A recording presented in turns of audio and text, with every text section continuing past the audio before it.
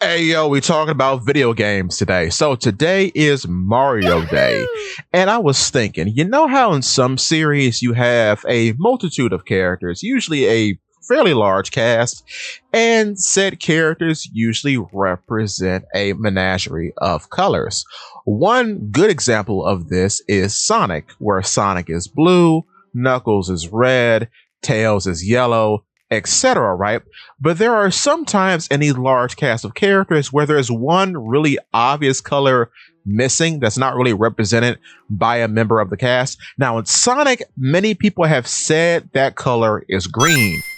So the character that people would look at as the green guy for the Sonic franchise is Vector the Crocodile. But the problem with Vector the Crocodile is that when you look at the color wheel, he is not a true green. He is more of a lime green or a yellow green. With that being said, another possible option would be Jet the Hawk from the Sonic Riders series. But in saying that, that's the rub. He's from the Sonic Riders series. He is not a mainline character.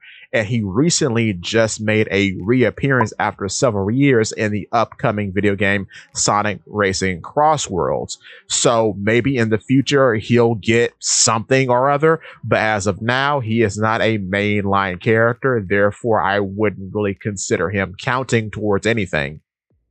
Now, when you move over to the Mario series, they have a bit of an opposite problem. Where the Sonic series is led by a blue guy, there is no de facto blue guy in the Mario series. Now, many people would go to Kamek as being the de facto blue guy. However, Kamek is less of a character unto himself and more of a representative of a whole sort of character class known as the Magic Koopa. And Magic Koopa are just regular enemies. So I really wouldn't consider him in the same breath as a lot of the mainline characters like, say, Mario, Peach, or Wario or anything like that, right? But then when you go over to Rosalina, we get a little closer because Rosalina is a princess archetype character. She's been in several mainline games at this point after Galaxy, and she is blue. However, when you look at the color wheel again, she is not true blue. She is more of a cyan or a blue-green as opposed to being just blue. So, with the reemergence of Super Mario RPG in 2023, I look at Geno as our possible de facto blue guy. Now, the interesting thing about Geno is that he does have some very similar and familiar trappings of several Mario characters of the plumber archetype. So like Mario, Luigi, Wario, and Waluigi, because he is a diminutive height like the majority of the plumber characters.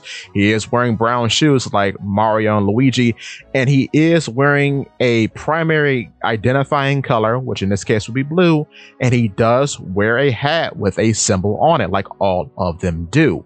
I know there are some differences, but seeing as how there really isn't another character quite like him that matches up with the plumbers, I would consider him a plumber of sorts. With that being said, the interesting thing about Geno, too, is that his name is Italian, like Mario and Luigi, and ends in O, like Mario and Wario. Additionally, seeing as how he is supposed to be a take on Pinocchio, he is inherently Italian because Pinocchio is an Italian story. Now, on that, there's a very interesting fan theory about Geno. I don't know where it comes from exactly, and it's a bit of a retrofit, but in the Mario RPG games in which he appears in, so Super Mario RPG and its remake, his species is described as a star. However, there wasn't a species in the franchise that could be described as a star. This changed when Mario Galaxy and Mario Galaxy 2 came out, in which we were introduced to the Luma. The Luma are in association with Rosalina and regard her as their mother. The Luma as well also have a wide range of various magical abilities. So that's why when you look at Geno, people think that Geno could be a Luma possessing this toy, because the body of Geno was originally a toy. And seeing as how in Mario RPG and its remake, he is said to come from a higher power, many people think that that higher power could be Rosalina, as though Rosalina seemingly has various deity-like qualities to her. Now, what makes this even more interesting, and I don't think I've seen anybody say this. If you have, let me know. But in the story of Pinocchio, the reason why people, I think, gravitate to this so much is because in Pinocchio, especially the Disney version of Pinocchio, Pinocchio is given life via a entity called the Blue Fairy. And in the Disney version, the Blue Fairy looks like a blonde woman in a blue dress with a magic wand, and she has big fairy wings, right?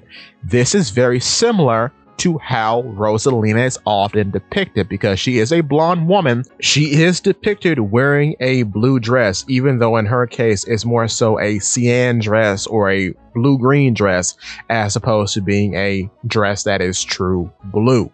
She too is often depicted with a wand. So that's why I think the correlation comes from. Many people, I guess unconsciously perhaps, are associating Geno with Rosalina because they, in the back of their minds, are associating Pinocchio with the Blue Fairy. With that being said, if Geno were to exist outside of RPG games, I could see Nintendo recycling the Galaxy format of gameplay, much like how Mario Sunshine was in a way turned into the Splatoon series.